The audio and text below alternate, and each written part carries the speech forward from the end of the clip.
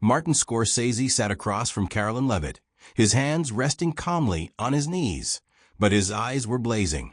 Carolyn held a folder of evidence, her voice trembling with anger. "You've been lying for years, Scorsese. Here are recordings where you call Americans naive. You're a hypocrite." The audience gasped, and fragments of letters flashed on the screen. Martin leaned forward, his voice quiet but sharp as a knife. "Show everything, Carolyn. The full recordings. If it's true, I want to hear it. Why are you afraid?" Carolyn froze, her fingers clutching the papers. The room fell silent, waiting. She muttered, This is enough." "No," Martin cut her off, his gaze piercing. "The truth doesn't hide in fragments. Give dates. Give names. Or sit down." The camera zoomed in on her face. Fear flickered in her eyes. The audience erupted in applause, and Carolyn realized she had lost. Before we dive into the story, don't forget to like and subscribe. Martin Scorsese sat in his New York apartment, holding a cup of espresso, the aroma mixing with the scent of old leather from his armchair. Outside, the cars hummed, and the evening sky over Manhattan turned crimson. He was 82, but he still felt the same fire that had driven him to make films that changed the world. Today, however, his mood was overshadowed. On his laptop screen flickered a headline: "Caroline Leavitt destroys Martin Scorsese on live TV." His furious reaction goes insanely viral. The video, watched by millions, was tearing through social media. Martin hadn't watched it. He didn't need to. He remembered every word from the broadcast that aired 2 days ago on the talk show American Pulse. Caroline Leavitt, a young political commentator known for her sharp rhetoric, had accused him of betraying American values because of his recent interviews criticizing modern political polarization and the media's influence on society. She called him an elitist hypocrite who makes millions telling poor people how to live. The studio erupted in applause, and the host, instead of calming the discussion, only fanned the flames. Martin didn't shout back. He sat calmly, his eyes glimmering, but his voice remained even. "I make films about people, not ideologies," he said. "If you see an enemy in my words, maybe the problem isn't with me." His answer only enraged Caroline more, and she launched into a full-blown attack, accusing him of everything from having a leftist agenda to destroying cinema. The video cut off at his silence, but the internet had already done its job. Memes, angry posts, hashtags like #Scorsese canceled. He set the cup down. His fingers trembled, not from anger, but from disappointment. How did we get here, he thought.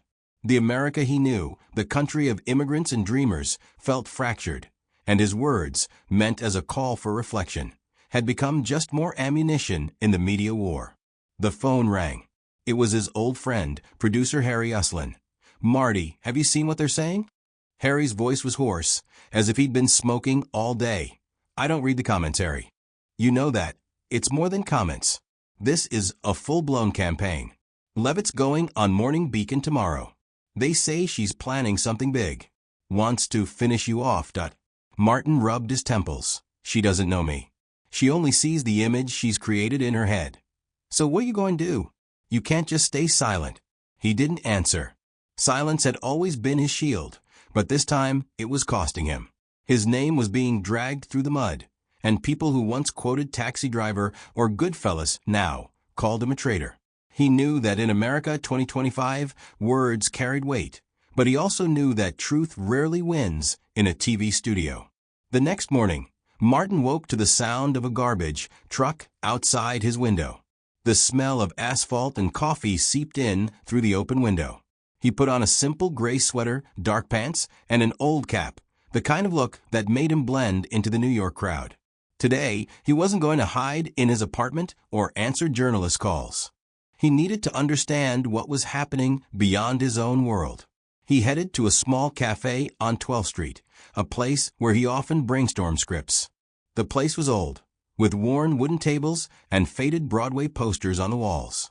Inside, it smelled like freshly ground coffee and warm croissants. Behind the counter stood Rita, an older waitress who recognized Martin but never outed him. "The usual Mr. S?" she asked, winking. "Yes, Rita. And maybe a little quiet if possible," he replied. sitting by the window. He opened a newspaper, but his eyes were drawn to the TV in the corner. Morning Beacon was on. Caroline Leavitt, in a sharp blue suit, sat across from host Tom Clark. Her voice cut through the air like a knife. Martin Scorsese wants us to believe he's one of the people, but look at his films. It's propaganda wrapped in a pretty picture. He criticizes America, but lives in a penthouse. Tom nodded, his smile oily like a car salesman's. Strong words, Caroline. But isn't that a bit much? Scorsese is a legend. Legends don't get a pass to be hypocrites, she shot back. He says we're divided, but he's the one sowing division. His generation thinks it can preach to us, but we're not buying it. Martin felt his face flush. He noticed a few cafe patrons glancing at each other. An older man at the next table, in a plaid shirt and faded baseball cap, muttered, "She's right. These rich folks always lecture us." A woman across from him, with gray hair and glasses, shook her head. "That's Scorsese. He made films about us, about real people. She just wants attention." Martin lowered his eyes. He didn't want to be recognized, but the situation was spiraling. The cafe, once his refuge, had become a battleground of strangers' opinions. He finished his coffee and left, feeling the tension clamp around his chest. Later that day, toward evening, Martin received an invitation. The producer of Morning Beacon had sent him an email, asking him to appear on the show with Caroline Leavitt. "This is your chance to respond, Mr. Scorsese. We want an honest discussion," the message read. Martin knew it was a trap. Talk shows didn't seek truth, they sought ratings. But something stirred in him. Silence was no longer working. He called his daughter, Francesca. "Dad, don't go," she said. "They just want a spectacle." "You won't change their minds." "Maybe not," he replied. "But I can't let them drag my name through the mud," without answering. She sighed. "If you do go, be yourself. Don't let them push you into yelling." Martin smiled. Francesca always knew how to ground him. He agreed to the appearance, but with a condition: no pre-approved questions. If it was going to be a conversation, it had to be real. The Morning Beacon studio was cold, despite the bright lights. The smell of floor polish mixed with the cheap coffee assistants drank. Martin sat in the makeup room, staring at his reflection. His face, lined with wrinkles, told a story that spanned decades. He wasn't afraid of cameras, but he knew today's fight would be different. When they called him on stage, the audience burst into applause, but not all of it was friendly. Caroline Leavitt was already seated across from him, her posture tense like a boxer before a round. Tom Clark, the host, welcomed Martin with feigned warmth. "Mr. Scorsese, thank you for joining us."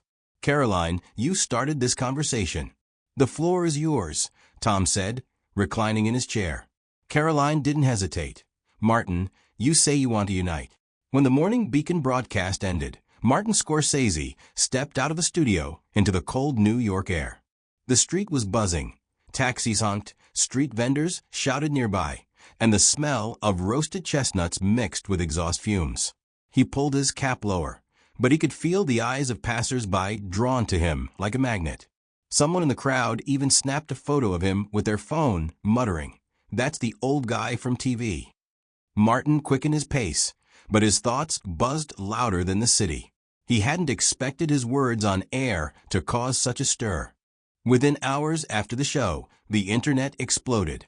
Some called him the voice of reason, while others dubbed him an outdated dinosaur who doesn't understand the modern world. Caroline Leavitt, however, stayed silent no longer. She posted on social media, "Scorsese thinks he can fool everyone with his calm rhetoric, but we see right through him. Tomorrow, I'll reveal the truth with evidence." The post gathered hundreds of thousands of likes, and the hashtag Expose Scorsese began overtaking previous trends. Martin sat in a taxi, watching the city lights drift by. The driver, an older man with a thick Brooklyn accent, glanced at him through the rearview mirror. "Hey, you're that guy from the movies, right? Saw you on TV today. Gave it to that girl real good." Martin offered a restrained smile. "I just said what I think." "Well, people don't listen anymore. Everyone's yelling, no one's hearing." The driver shook his head. "But you hang in there, mister." Those words struck Martin. He thought about his younger days when New York was tougher but simpler. People argued in bars and then drank together. Now every disagreement turned into war, every word into a weapon. That night, Martin couldn't sleep. He sat in his apartment, flipping through old scripts. On the table lay a yellowed photo. Him, young and skinny, standing on the Mean Street set, laughing with Robert De Niro. Back then, film had been his way of telling the truth about the world he saw, gritty, but alive. Now, truth felt like a luxury few could afford. His phone rang. It was Francesca. "Dad, did you see what she posted?" Her voice trembled with worry. "Leavitt says she has some documents about you."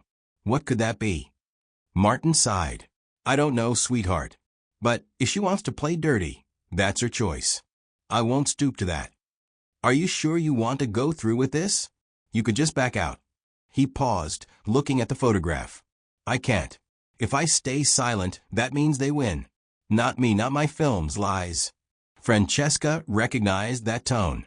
Her father was as stubborn as she was. "Then be careful, and don't let them shake you."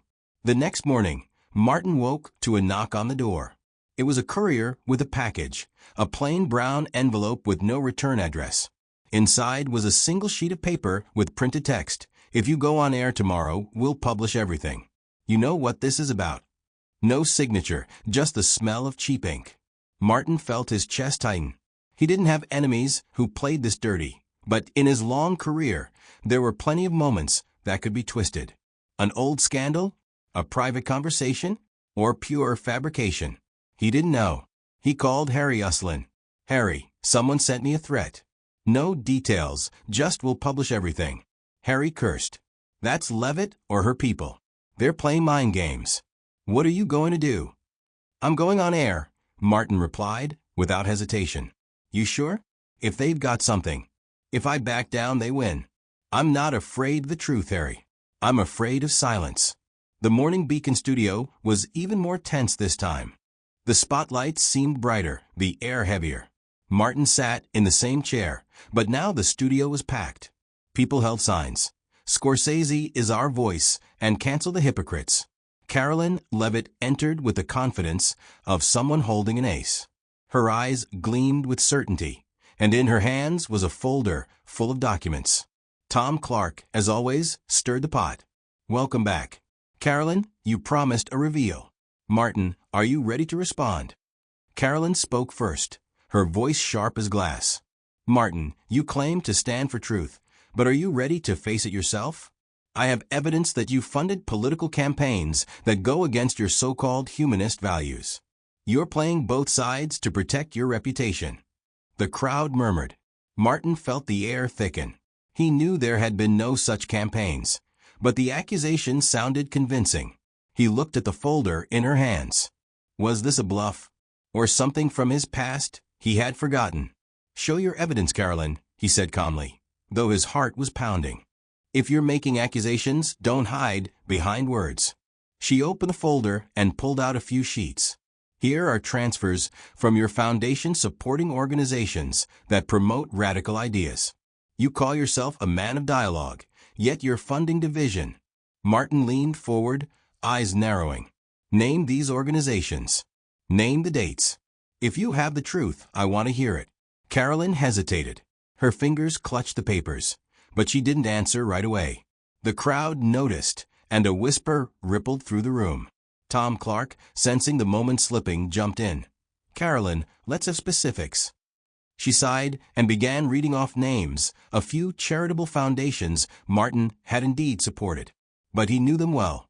They restored film archives and supported immigrants. No politics, no division. "Carolyn," Martin said, his voice deeper now, "you're calling helping people radical? You're calling preserving culture a wedge issue? If that's your evidence, then I'm proud of every dollar I gave." The crowd erupted in applause. Carolyn flushed, her confidence fading. But she didn't back down. "You're twisting words, like always. People are tired of folks like you." Martin stood. It wasn't a gesture of anger, but of calm resolve. "People are tired of shouting, Carolyn. They're tired of lies splitting them apart. I'm not your enemy, and you're not mine. But if you want truth, start with yourself. Why are you afraid to listen?" She opened her mouth, but the words caught in her throat. The cameras zoomed in on her face, and in her eyes flickered a shadow of doubt.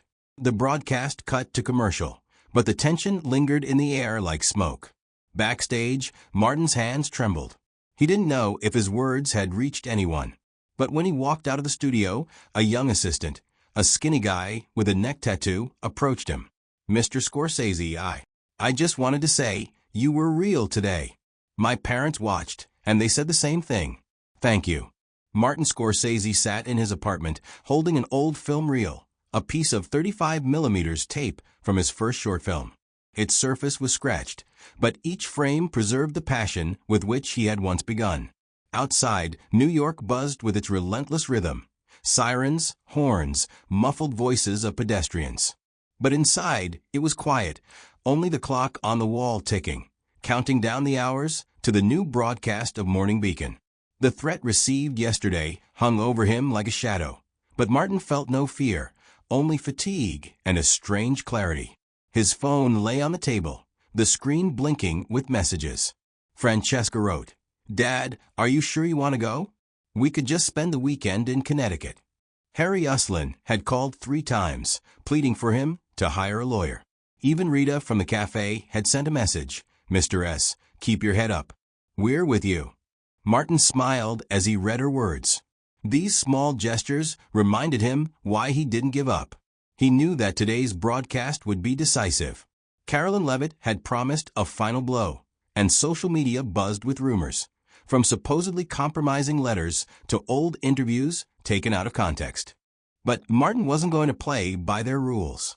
If this was a war, he would choose his weapon, the truth, spoken quietly but firmly. The morning was cold, with the smell of wet asphalt and coffee wafting from street kiosks. Martin put on his old gray coat and cap, feeling more like a character from one of his films than a famous director. At the entrance to the Morning Beacon studio, he was met by a crowd, journalists with microphones, protesters with signs, a few fans with faded taxi driver posters. Someone shouted, "Marty, don't give up." Another, "Hypocrite." Martin walked past without raising his eyes, but each voice left a mark. In the dressing room, it smelled of hairspray and cheap perfume. A young assistant, the same one who had thanked him yesterday, brought coffee. "You're a hero today, Mr. Scorsese," he said awkwardly. "Heroes are in the movies, kid," Martin replied. "I'm just an old man who wants to be heard." The boy smiled and disappeared behind the door. Martin looked in the mirror. His face, lined with wrinkles, was calm. He knew he might lose in the public's eyes, but not in his own. The studio was like an arena. Spotlights blinded. The air buzzed with tension. The hall was packed, and this time it felt like a strange mix, not just anger or support, but something akin to anticipation. Carolyn Leavitt sat opposite, her posture impeccable, but her eyes betrayed nervousness.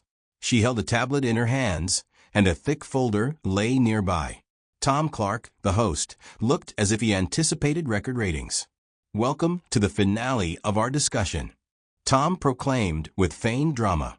"Carolyn, you promised to reveal the truth about Martin Scorsese.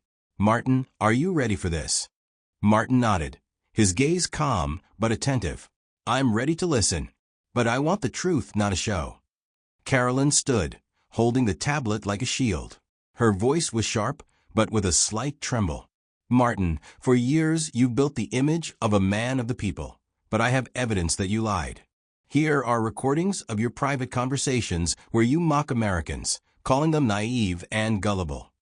Here's correspondence where you arrange funding for dubious groups. You're not who you claim to be." The hall gasped. On the big screen appeared snippets of text, alleged emails signed with his name. The words naive and manipulation stood out in bold. Martin felt the air grow heavy, but he didn't look away from Carolyn. "Show everything," he said quietly. "Not snippets. Full letters. Full recordings. If they're real, I want to hear them." Carolyn hesitated. Her fingers gripped the tablet tighter. This is enough for people to see the truth," she exclaimed. Martin shook his head. His voice remained steady, but there was steel in it. "You accuse me of lying, but you hide the evidence. If you have recordings, play them.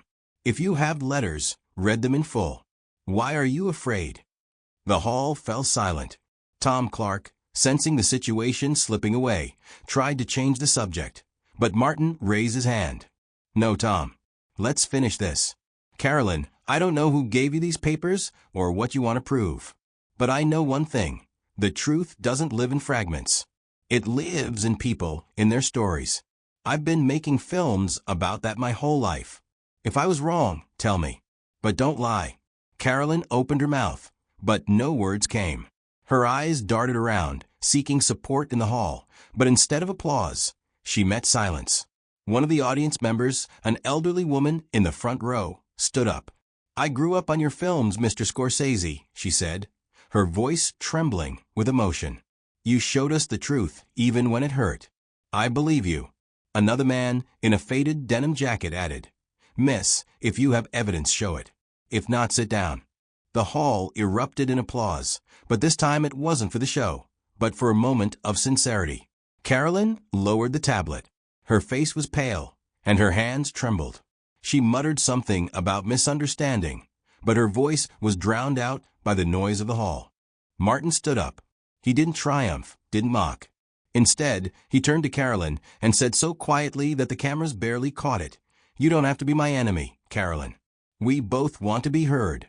Try listening, and maybe we'll find common ground. She didn't respond, but in her eyes flashed a shadow of something new, not anger, but doubt.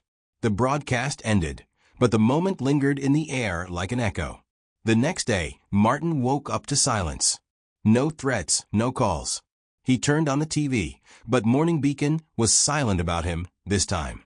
Instead, the news spoke of a new initiative. A group of filmmakers and activists called for the creation of a platform for open discussions, where people could speak without shouting and accusations.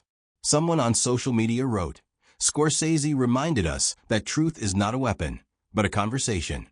Martin stepped outside. New York was the same, loud, chaotic, alive. He entered his favorite cafe, where Rita greeted him with a smile. Free coffee for the hero of the day, she said, winking. I'm not a hero, Rita, he replied. Just an old man who believes in dialogue. He sat by the window, watching people hurry by. Some of them might have seen him on the broadcast. Some might have changed their minds. And some would still shout online. But Martin knew one thing. He said what he had to say.